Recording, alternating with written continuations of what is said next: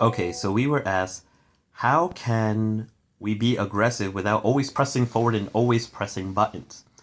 Um, One, being aggressive generally means you're usually pressing some button. But fortunately, in this game, grabs are very, very good. They're extremely effective against blocking, which beats most attacks.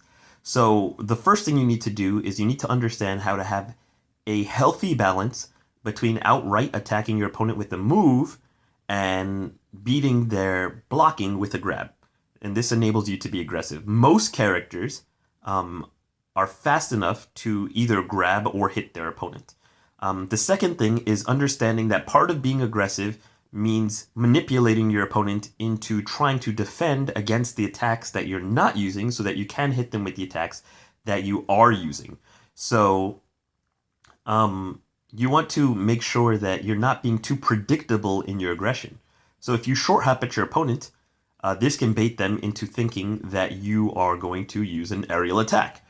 And then you fast fall and you grab them, or you use a poke move after they frozen in shield so that you can apply pressure to their shield without actually exposing yourself with an aerial. So these kinds of motions don't necessarily mean always directly hitting your opponent on every action, but it does mean setting yourself up to pressure the opponent and making them fear getting hit to set up your next hit. This doesn't. It also can mean moving forward is not always the best way to hit your opponent because your opponent isn't necessarily always moving back, right? You have to anticipate your opponent will also sometimes move forward. So sometimes moving back can be the best way to hit your opponent. So doing something like a retreating pivot F tilt or pivot grab can also be the best way to hit your opponent if they're moving forward to try and hit you or they're moving forward to try and roll.